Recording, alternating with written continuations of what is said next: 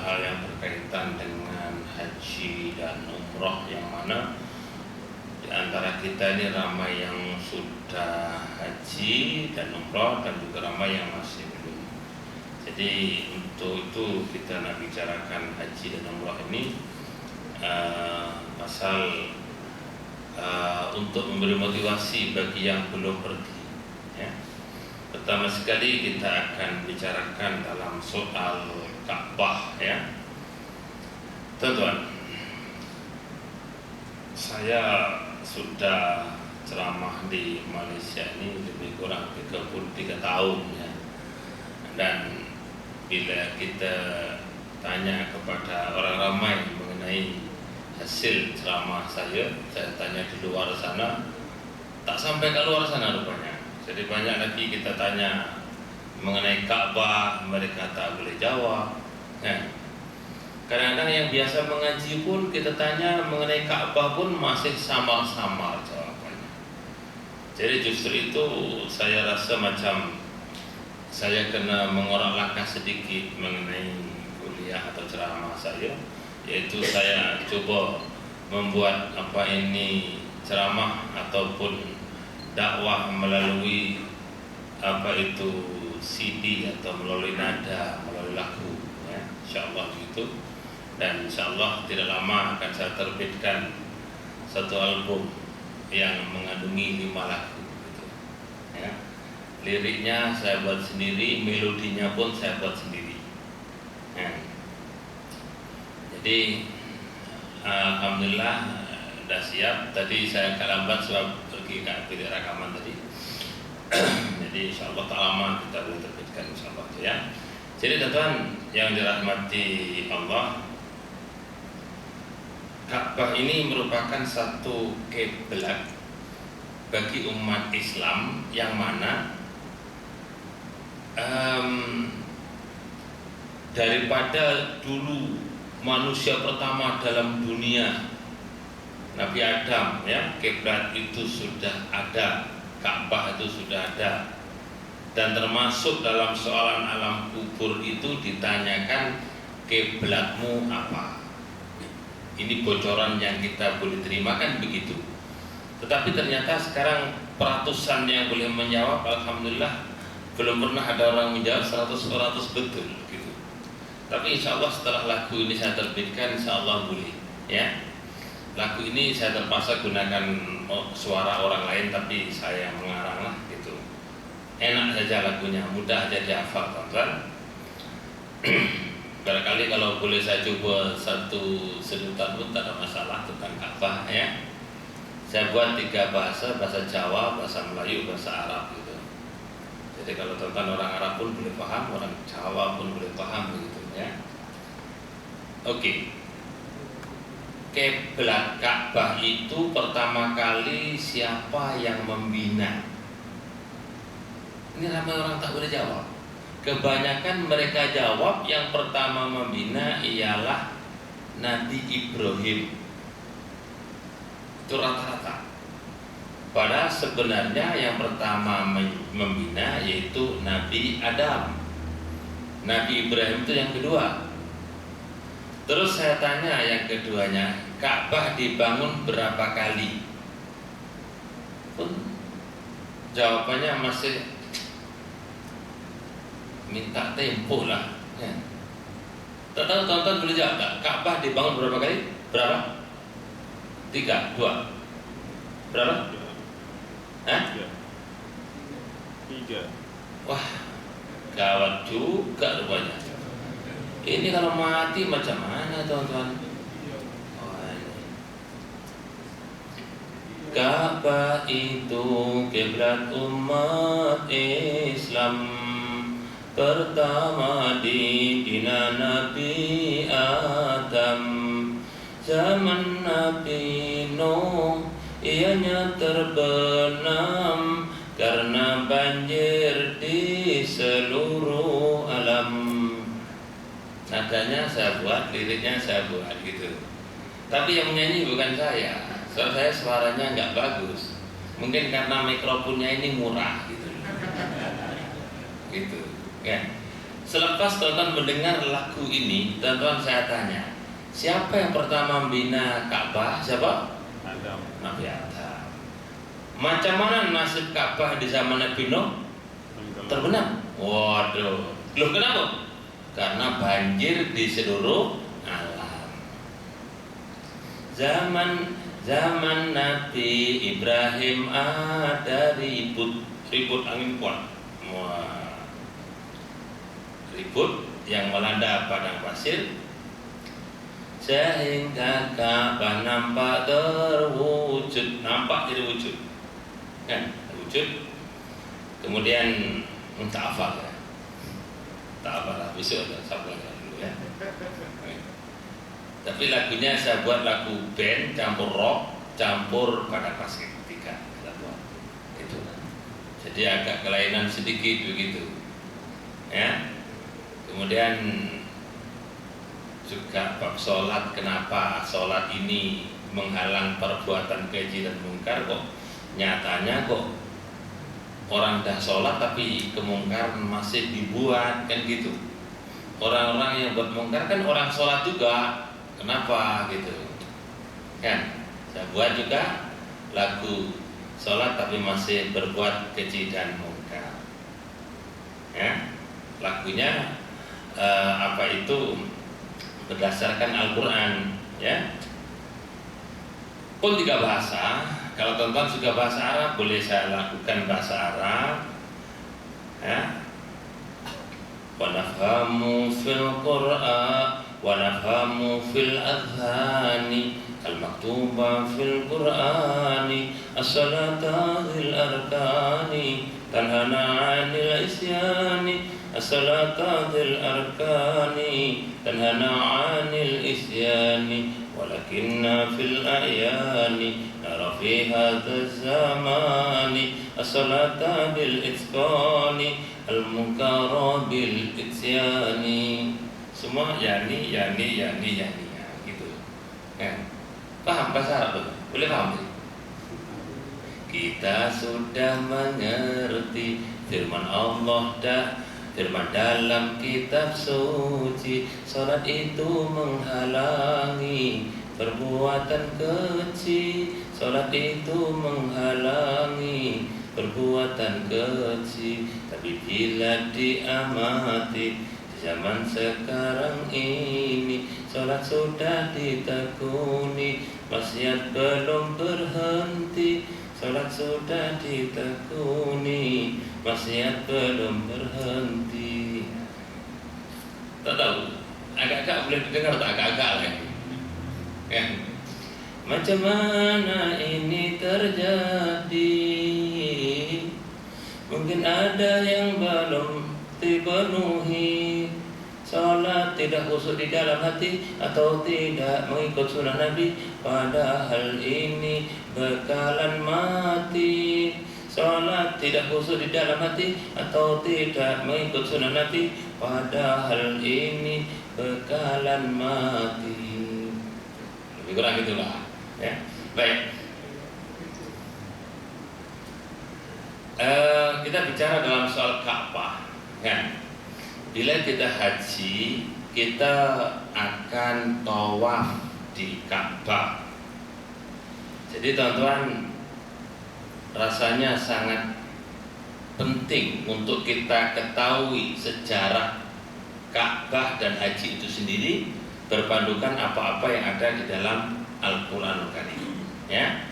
Kita lihat mengenai haji. Yang pertama haji ialah Nabiullah Adam alaihi salam. Sebagai syarat diterima taubat, Nabi Adam mesti taubat dijalankan di Mekah. Ini perbedaannya. Kalau kita umat Nabi Muhammad, taubat di mana-mana diterima oleh Allah.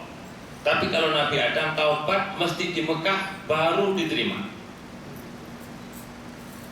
Nabi Adam taubat buat dosa dalam surga, maka dikeluarkan dari surga karena membuat dosa. Tapi umat Nabi Muhammad membuat dosa di luar surga, justru masuk surga kalau mau bertaubat. Nah gitu. Paham teman? Nabi Adam dalam surga membuat dosa, kan? Dikeluarkan daripada surga. Yang kita di luar surga taubat pada Allah, justru dengan taubat itu seperti tidak ada dosa dan kita akan masuk surga. Nah, itu kelebihan kita umat Nabi Muhammad SAW. Jadi Nabi Adam dulu pernah melihat malaikat taubat pada Allah, karena malaikat salah menuduh manusia sebagai makhluk perosak. Maka bila malaikat salah bertuduhan pada manusia berarti dosa, maka malaikat taubat pada Allah. Cara taubat, tawaf di Baitul Ma'mur. Oleh karena Nabi Adam sendiri sekarang buat salah, maka Nabi Adam kena tawaf sebagaimana malaikat tawaf. Tawaf Nabi Adam yaitu di Baitul Ma'mur tiruan, yaitu Ka'bah. Nah gitu. Ka'bah itu boleh diartikan sebagai cube ataupun cube, maknanya apa? 4 segi. Dan Ka'bah juga diartikan sebagai Ka'bun yang bermakna buku lali, karena pernah zaman Nabi Ibrahim itu Ka'bah ditiup dengan angin kencang, ribut, sehingga Ka'bah itu nampak bonggol laksana buku lali, maka dinamakan Ka'bah. Nah gitu.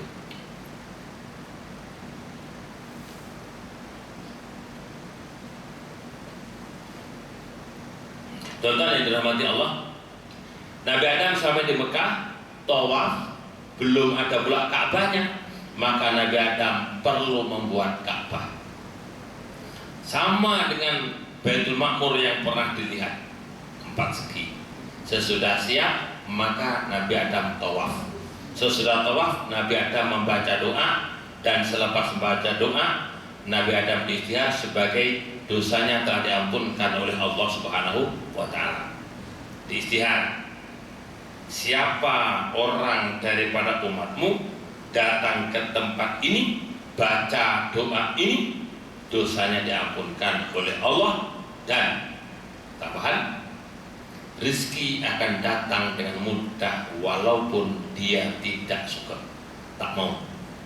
Maknanya orang yang pergi haji membaca doa di tempat itu, doa itu dibaca, doa Nabi Adam itu, maka dosanya diampunkan dan rezeki akan mudah datang walaupun dia tak suka. Tonton yang dirahmati Allah, jadi Ka'bah sah Nabi Adam yang membuat. Kemudian zaman Nabi Nuh itu dilanda banjir sehingga hilang, dan zaman Nabi Ibrahim dibina semula oleh Nabi Ibrahim. Dalam membina Ka'bah, Nabi Ibrahim ada disebut di dalam Al-Quran, wa id yarfa'u Ibrahimul qawa'ida minal baiti wa Ismail Rabbana taqabbal minna innaka antas samiul alim. Ya Allah ya Tuhanku, ya. Oke. Terangkanlah Muhammad pada umat kamu tatkala Nabi Ibrahim meninggikan qawaid. Qawaid itu artinya asas, bangunan asas Ka'bah ditinggikan. Wa Ismail bersama dengan putranya Nabi Ismail. Nabi Ibrahim ketika itu membaca Rabbana taqabbal minna, ya Allah ya Tuhanku, terimalah daripada kami, sesungguhnya Engkau Maha mendengar lagi Maha mengetahui. Doa selanjutnya, Rabbana waj'alna muslimaini laka wa min dzurriyyatina ummatan muslimatan lak wa arina manasikana wa tub alaina innaka antat tawwabur rahim. Doa selanjutnya, ya Allah ya Tuhanku, jadikanlah kami 2 anak ini muslimain.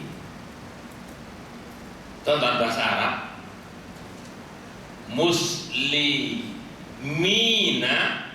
orang Islam ramai, muslimaini 2 orang Islam, ya. Mim baris atas bermakna 2, Mim baris bawah maknanya 3 ke atas. Muslimaini, muslimina. Tuh.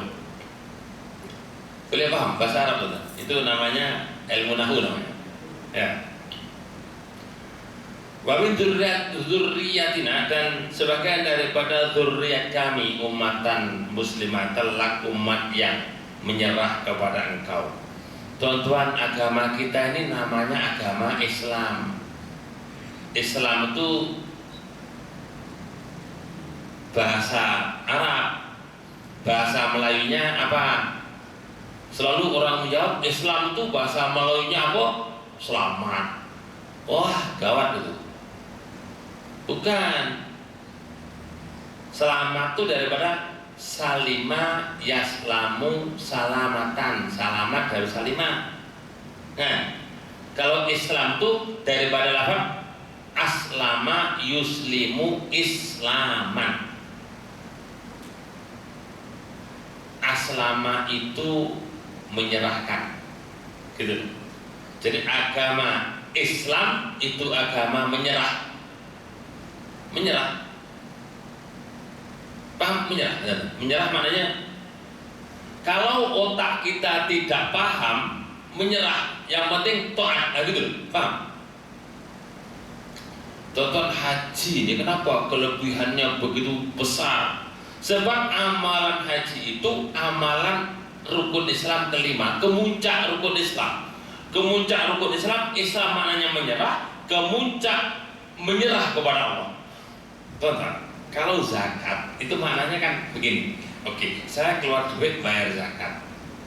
Tonton paham kan? Oh, untuk membantu fakir miskin. Tujuannya jelas, betul? Jelas. Tapi haji tak jelas tujuannya, tonton. Umpamanya tawaf 7 kali. Kenapa 7 kali? Kenapa tidak bagi yang tua 3, bagi yang muda 7? Kenapa tak begitu? Semua dibuat 7 kali. Habis macam mana? Tak payah tanya, menyerah segala. Paham? Melontar jamroh, rejam setan, rejam setan. Lah setan direjam pakai batu sebesar jagung. Setan pun ketawa. Betul. Rejam setan, masuk akal tak? Tak masuk akal. Terus wukuf di Arafah, masya Allah. Wukuf tak ada benda, tak? Wukuf ini tak ada benda. Paham tak ada benda? Betul-betul kita datang ke situ melanguk, diam, sudah. Di sana tak ada apa-apa tadi. Jauh dengan Malaysia ini jauh. Kalau kawasan bukit Malaysia ini ada bukit macam-macam bukit namanya, kan? Ada bukit mahkota, ada bukit di Langkawi, bukit bunting, nama bukit banyak. Bukit-bukit di Malaysia pemandangannya indah dengan hijau ranau, kan begitu. Ada air terjun lagi. Di sana tidak ada apa-apa yang menarik di Arafah. Air pun tak cukup. Air loh tak cukup itu airnya. Di sini bukit, oh tengok ada air terjun, sehingga nyaman kita memandang, betul? Loh, kenapa kita suruh datang ke sana? Kenapa mesti tanggal 9? Kenapa mulai zuhur sampai sini? Kenapa? Jawabannya menyerah kepada Allah. Tawaf, sa'i, melontar jamroh, amalan-amalan haji ini 100% Islam, menyerah. Tak paham maksudnya, tak tahu rahasianya. Kalau kita sedekah tujuannya membantu pada fakir miskin, tapi haji langsung tak paham. Kenapa ya haji mesti pergi ke Mekah? Kalau setiap negara ada Ka'bah sendiri kan enak, betul lah, betul. Membuat Ka'bah itu, saya congak kalau di Malaysia kontraktor suruh membuat Ka'bah itu lebih kurang 300.000 selesai. Iya, apa susah? tak pakai konkret, tak payah, batu disusun. Habis batu yang macam itu mana dapat? Sungai Buloh. Sungai Buloh mana dapat? Dari Indonesia. Ka'bah yang besar-besar macam itu, batu untuk binaan Ka'bah itu, tempah ke Indonesia. Nah, berapa lori susun? Betul kan? Dengan mudah kita boleh buat. Tapi tidak. Kalau namanya haji, tawaf mesti pergi Ka'bah di Mekah sana. Membuat Ka'bah sendiri tak boleh. Itu saja. Masuk akal tak teman? Tak logik. Ya, jadi kalau tak logik kita buat, apa kita dapat? Ini ada 2 khotak. Adam, engkau alihkan batu di sana, pindah ke sana. Itu hadam, terus batu itu diangkat pergi ke sana. Khodam yang kedua, Adam angkat itu batu, bawa pergi sana. Hadam yang kedua tak mau. Angkat, tak mau. Begini, di bawah batu ada ongkos. Itu ongkos engkau boleh ambil. Oh, baru laju dia buat. Ada 2 hadam.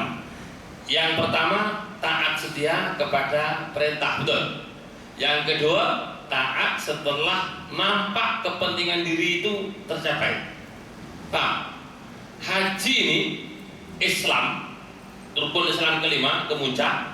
Maknanya kalau kita haji ini, perkara yang tak paham kita buat karena perintah Allah Subhanahu wa ta'ala. Macam khadam yang pertama tadi, paham tadi?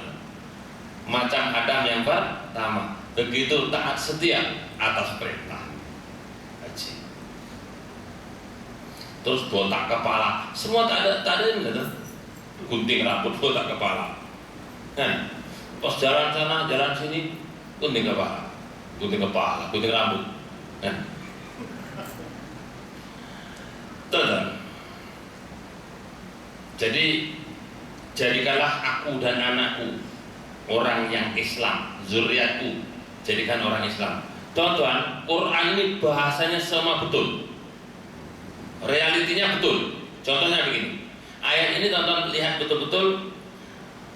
Rabbana waj'alna muslimaini, jadikanlah aku dan Ismail kedua-duanya ini orang Islam. Wa min zurriyatina ummatan muslimatan lak, dan sebagian dari zuriyahku jadikan umat yang menyerah, yang Islam. Maknanya bukan jadikan zuriyatku, tidak, tapi sebagian zuriat. Ada apa? Ini bermakna bukan semua zuriat Nabi Ibrahim itu Islam. Paham? Ada apa? Sama dengan waj'al af'idatam minan nasi tahwi ilaihim, dan jadikanlah hati sebagian manusia, sebagian hati manusia suka tempat ini. Maknanya yang suka tempat ini bukan semua, tapi sebagian daripada hati manusia. Ramai orang yang tak atau kurang suka dengan Mekah, ramai orang yang dah melancong di merata tempat, tapi ke Mekah belum. Ada ramai begitu. Nah, ramai orang boleh membeli kereta, tapi tak boleh pergi haji. Padahal haji dan kereta itu murah haji. Begitu orang cakap, kalau beli kereta boleh ansur, kadang-kadang tak payah down payment. Jawabannya, loh, haji pun sama. Sekarang haji itu uang mukanya 1.300 saja. Ya. Nih teman-teman, ada tak di sini yang ada kereta tapi belum haji? Ada tak? Ada datang orangnya yang begitu ada. Teman-teman, orang yang berbentuk seperti ini besok bila ditanya oleh Allah Ta'ala, kenapa kamu tak haji? Dia akan jawab, belum mampu, malaikat akan tanya balik, loh kamu mampu beli kereta?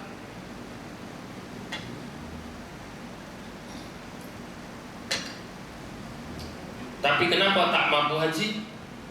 Oh, pasal kereta ini keperluan untuk keluarga. Malaikat tanya balik, kereta kamu apa modelnya? Oh, kereta saya Exora, harganya 50.000 Bang. Kalau 50.000 itu, mereka tanya gitu. Kalau 50.000 itu, yang 40 kamu gunakan haji, yang 10.000 kamu gunakan when C22 tak boleh kah?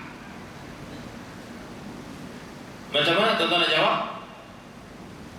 Tak boleh jawab kan? Sekarang ini tuan-tuan berjawab, oh aku kalau when lama ini tak confident dah. Tak confident katanya.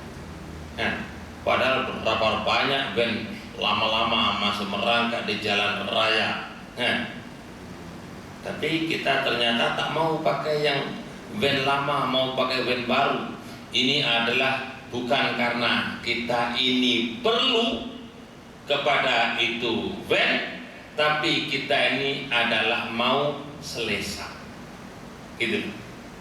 Kalau setakat perlu, tonton memadai dengan van C20 biasa itu yang harga sekarang dah pakai kati, ataupun kereta-kereta Nissan Sunny pun setakat salam ala boleh.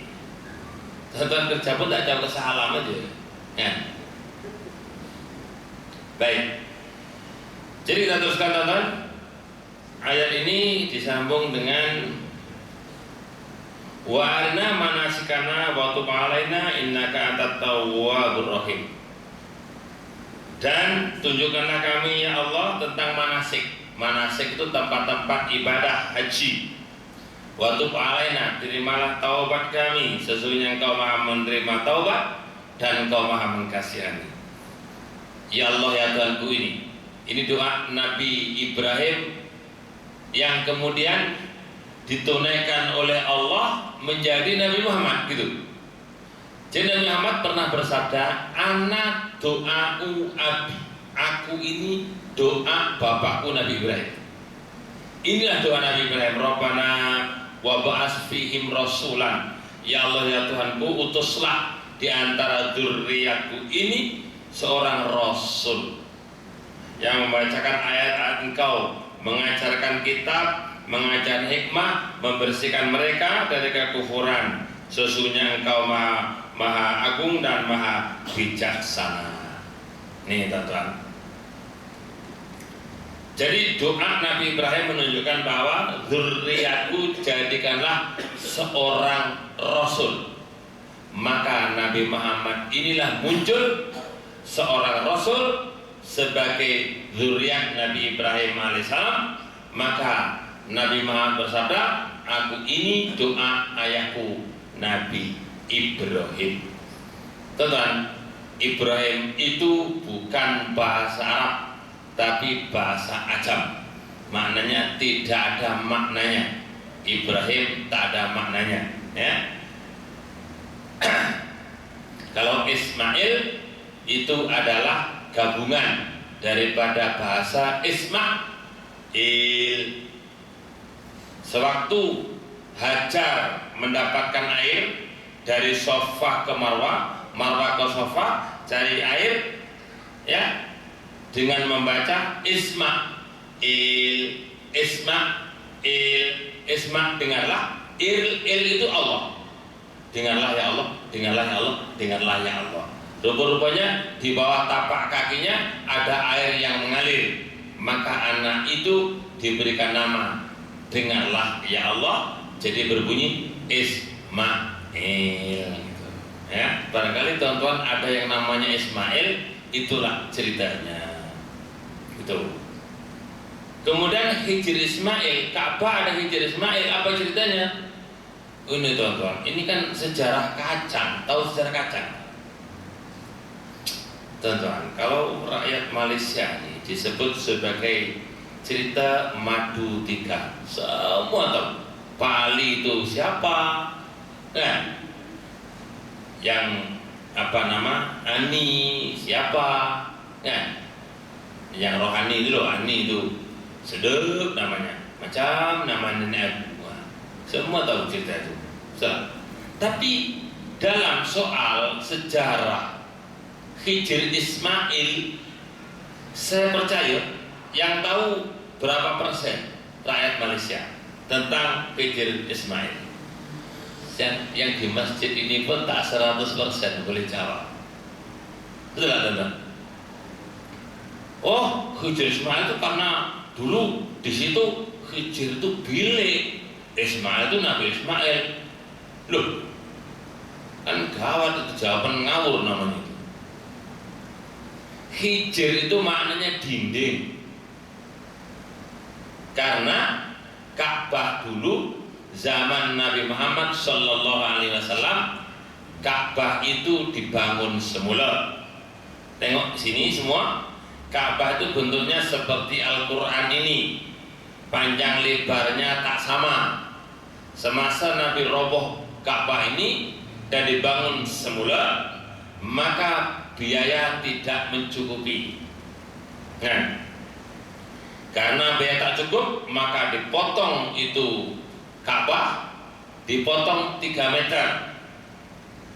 Maka 3 meter yang bekas Ka'bah ini dipagar supaya tidak dipijak orang tawaf. Karena hukumnya walaupun sudah dipotong masih dalam hukum Ka'bah. Jadi orang tawaf tak boleh pijak, supaya tak dipijak di dinding. Maka dinding ini namanya dinding Ismail. Nah gitu. Ini saya sebutkan dalam lagu saya, ya, lagu Ka'bah yang retaknya retak rock sedikit, nah gitu. Ya.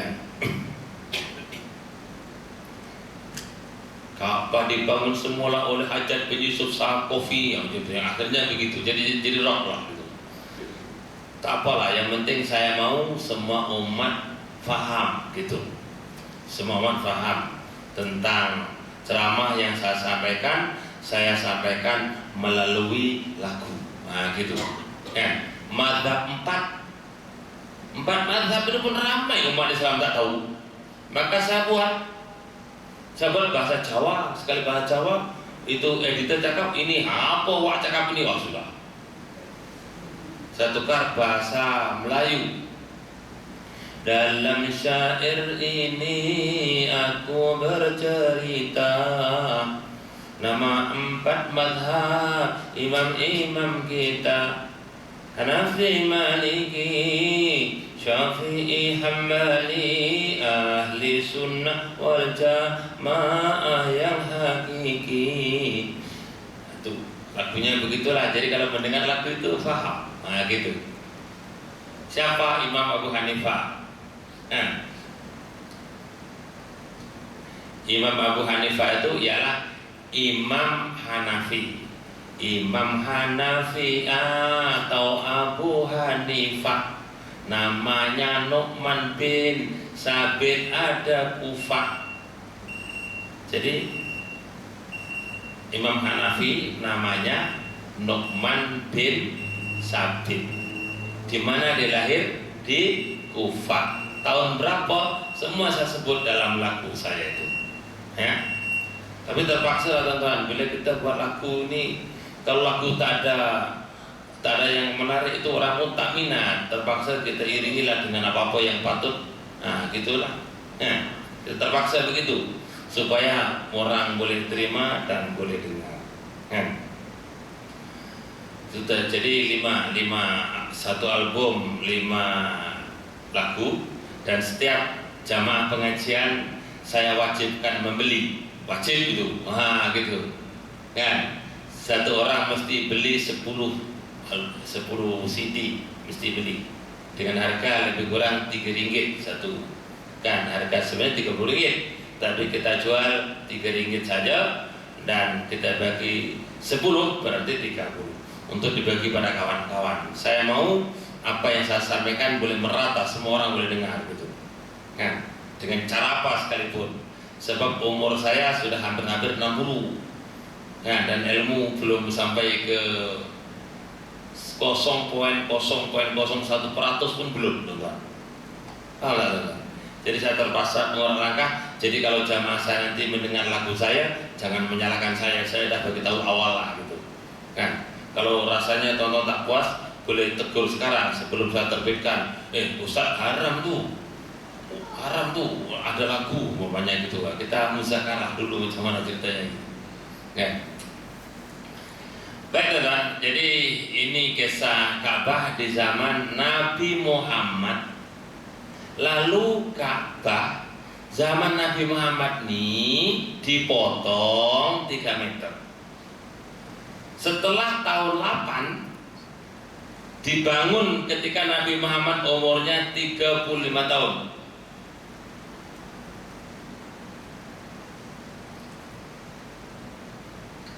Nabi umur 35 tahun, Ka'bah diroboh hendak dibangun.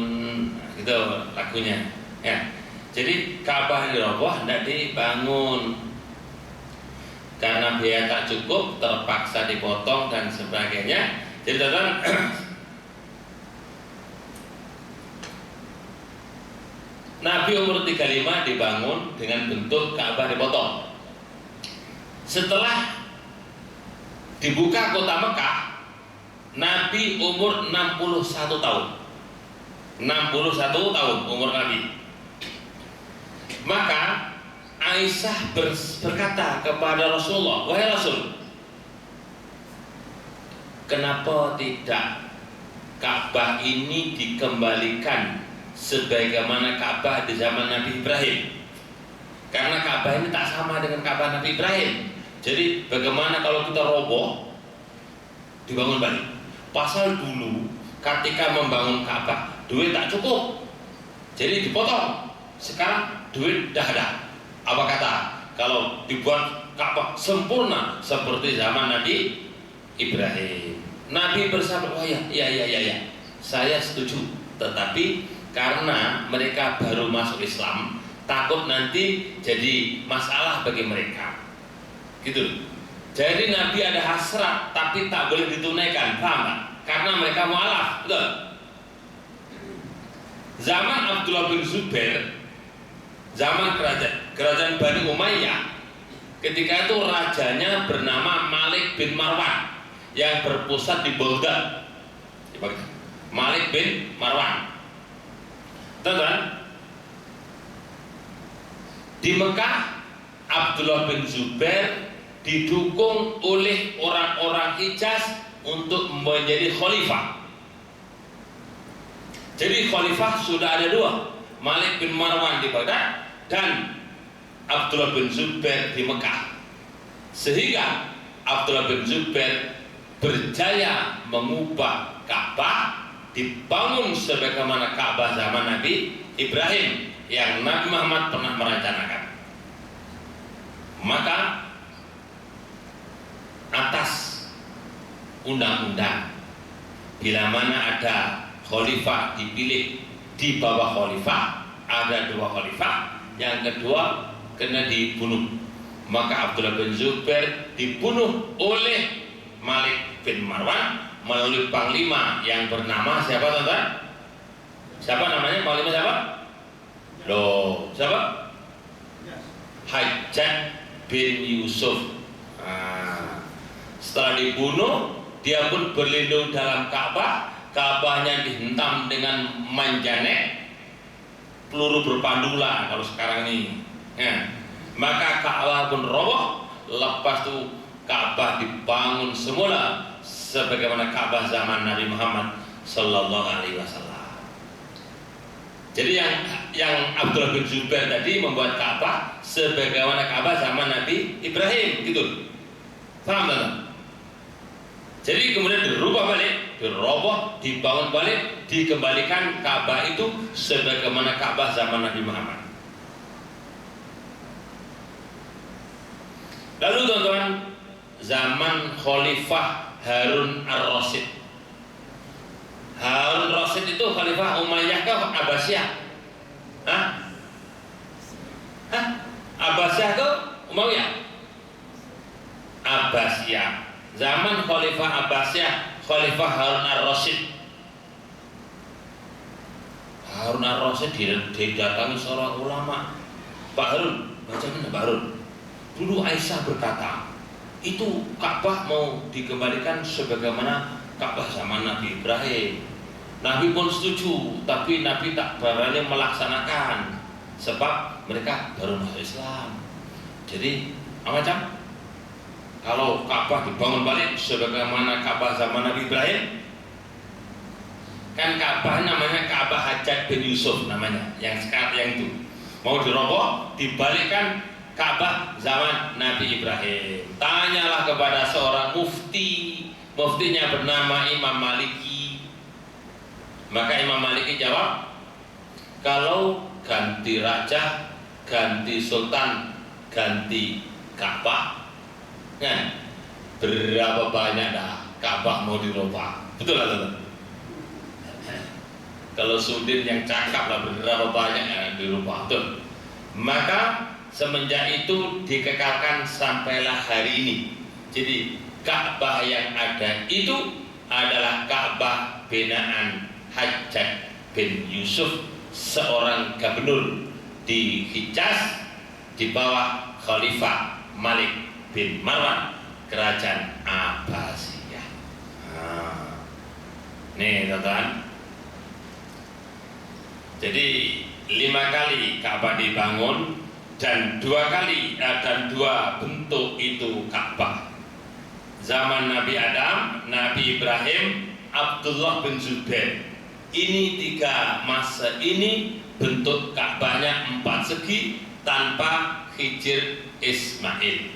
Kemudian zaman Nabi Muhammad dan zaman Abdullah bin Zubair, Ka'bahnya bertukar seperti mangga, ada Hijr Ismail. Paham nggak? Ingat, ini belum mati ditanya sudah lupa. Besok dalam kubur ditanya malaikat, wah macam mana jawab besok itu.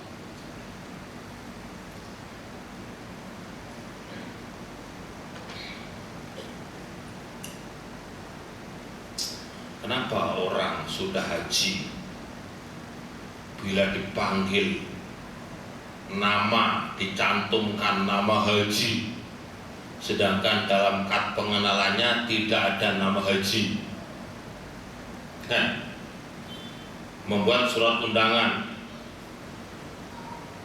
turut mengundang seisi keluarga haji, ditulis haji. Kalau kita tulis surat kepada orang pun kita tulis haji. Kalau puasa tidak ditulis puasa, tapi kalau haji ditulis haji. Ya.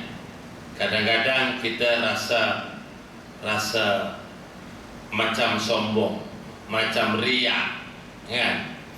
Baiklah, kita fahami sebenarnya teman-teman, apabila kita sebut diri kita haji, bermakna kita ini orang yang ingin mengekalkan diri kita sebagai orang yang sudah haji. Karena orang yang sudah haji itu telah melaksanakan bi'at. Bi'at itu maknanya janji setia. Janji setia kepada Allah Subhanahu wa taala, yaitu dengan adanya mengucup Hajar Aswad, mengusap Hajar Aswad dan mengucupnya, disertai dengan doa Allahumma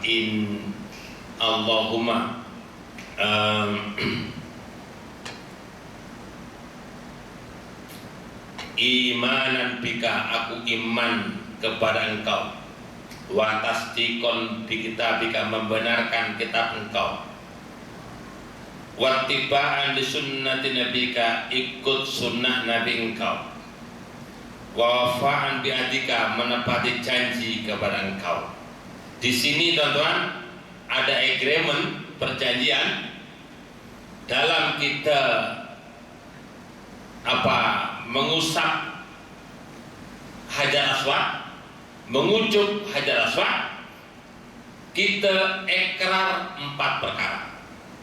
Iman pada Allah membenarkan kitab Allah, ikut Nabi Muhammad, dan yang terakhir menepati janji kepada Allah. Kemudian semasa kita melontar, ditambah satu lagi, rejam setan, benci setan. Ada 5 pengakuan kita semasa kita sudah menunaikan haji.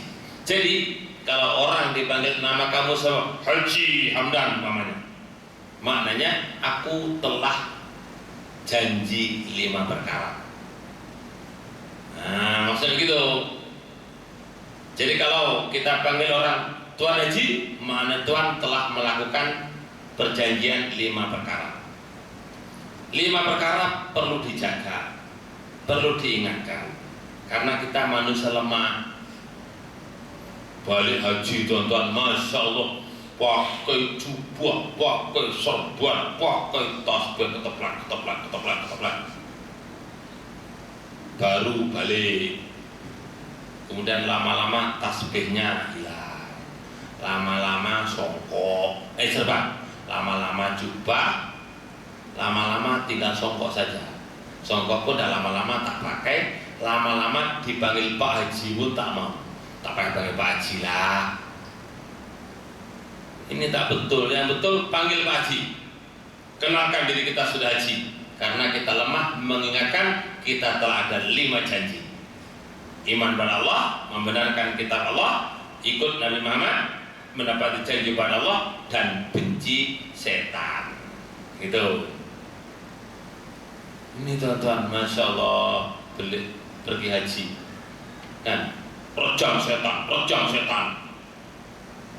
Setan direjam pakai batu sebesar ibu jari. Setannya pun agak-agak lah, dia cakap ya. Tengok apa macam, tengok. Nah, sekali kita balik dari sana pukul 3 pagi sampai rumah pukul 8 pagi. Jadi sholat subuh di perjalanan di atas negara India, kita sholat subuh, waktu subuhnya sekejap. Ketika sholat subuh, setan pun ada dalam kapal terbang, tengok kita. Inilah orang yang rejam kita kuat-kuat dulu. Sekarang dia lagi teruk daripada aku. Dulu dia rejam setan.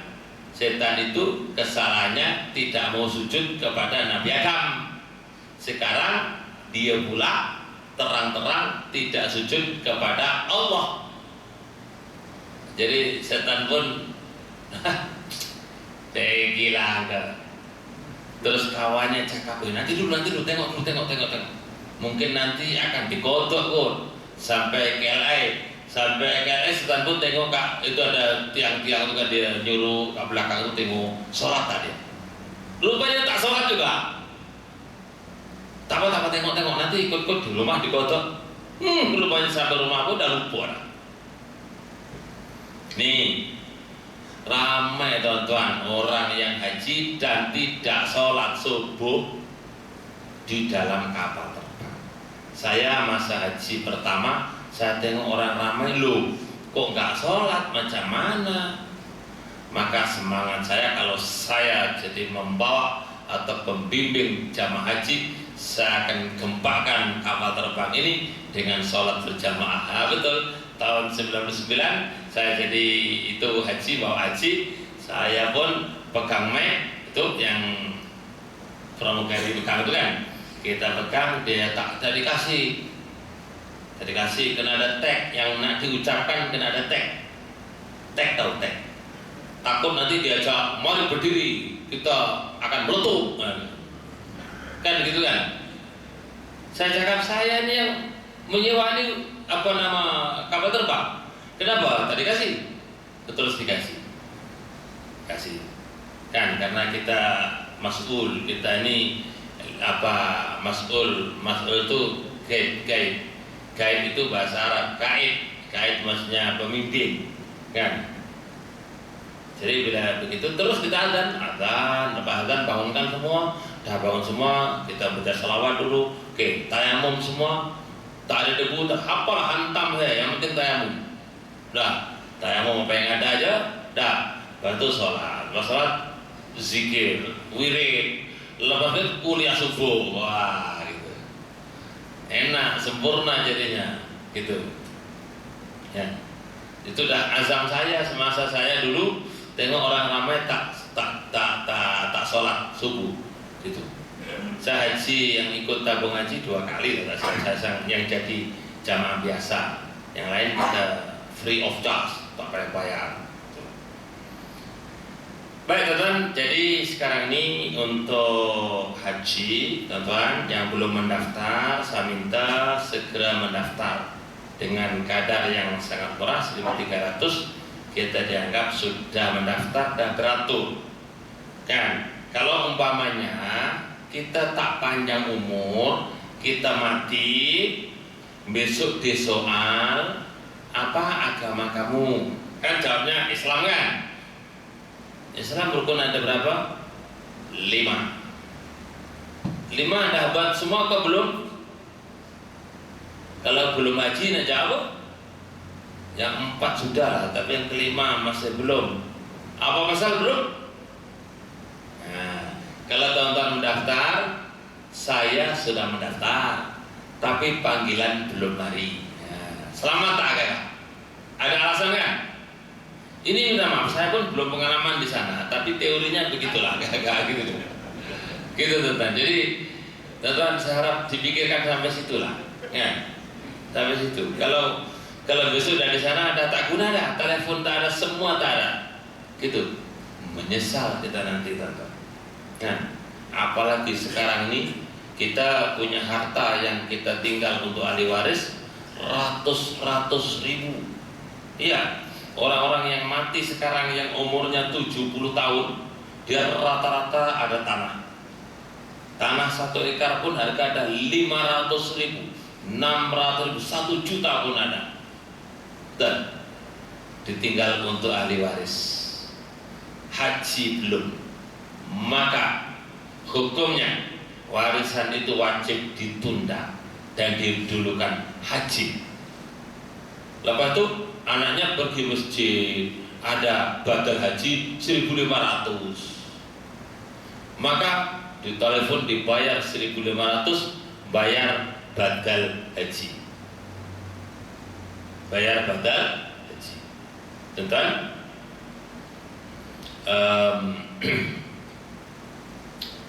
sesudah bayar badal haji 1.500 dihajikan, pahala dihantar kepada kita dengan alamat, nomor email semua, betul?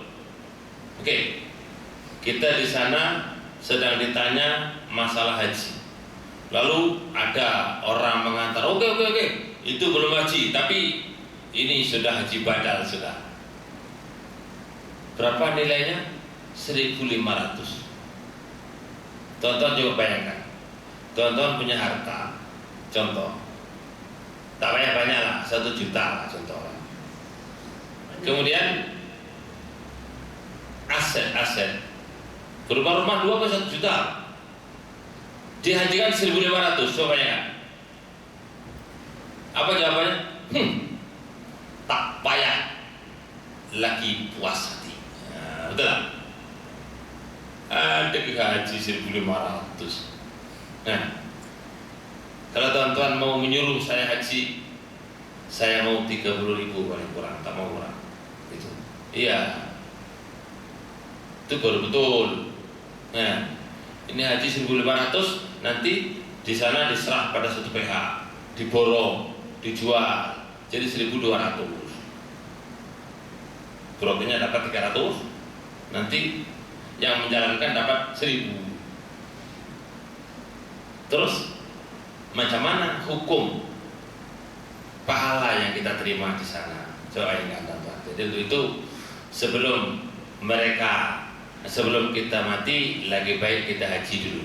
Tuan-tuan tak boleh cakap itu seruan belum sampai. Itu ayat tak betul. Sebab Nabi Ibrahim dalam suhuf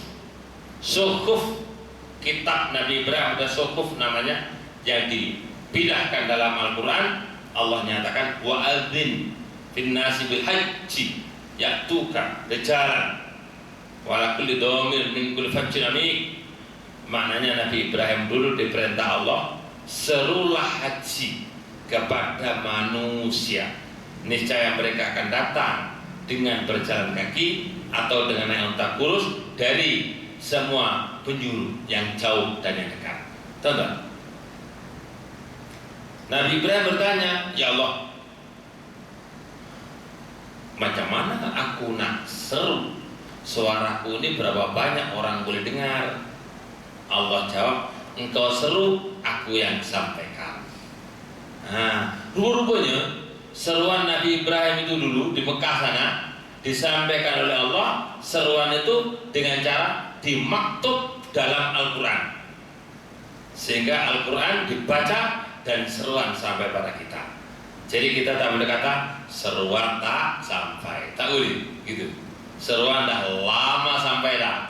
Yang belum itu ialah apa namanya, taufik. Taufik itu maksudnya dua, mau dan mampu. Itu taufik. Kita mampu, terus dipermudahkan jalannya, itu taufik namanya. Gitu. Jadi haji itu ada ifrad, ada tamattu, dan dari satu sudut haji itu ada dua, yaitu haji wahyu dan haji kepyu namanya.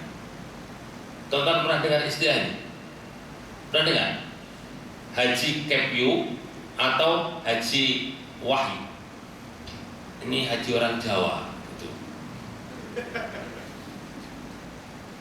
Nah, haji jual hasil sawit tak dapat. Kumpul-kumpul habis duit. Kumpul-kumpul habis duit. Caranya bagaimana supaya dapat? Oh, mudah. Jangan itu kelapa sawit itu dijual dengan kebunnya. Jangan sawitnya aja, kebunnya dijual sekali. Kalau kebun itu laku dijual, namanya kebun payu. Payu itu laku. Jadi direkaskan jadi kepyu, kebun payu. Nah, maknanya haji jual kebun. Nah, gitu. Ya, kalau wahyu sawahnya payu, ladangnya laku dijual. Ibu saya haji begitu caranya. Kumpul-kumpul padi tak cukup, kumpul-kumpul tak cukup, dijual dia punya padi dengan tanahnya, boleh haji. Nah, yang haji begini, yang jual pada anak sendiri, dijual pada anak sendiri, jadi tak kemana. Kalau dijual pada orang lain nanti rugi, menyesal kita. Insyaallah teman-teman, sama-sama kita renungkan ya tentang apa tadi haji dan apa Ka'bah dari sahabat secara ringkas. Insyaallah teman-teman siapkan duit dalam 30 ringgit ya untuk beli CD nanti sudah siap insyaallah. Sekian dulu. Assalamualaikum warahmatullahi wabarakatuh.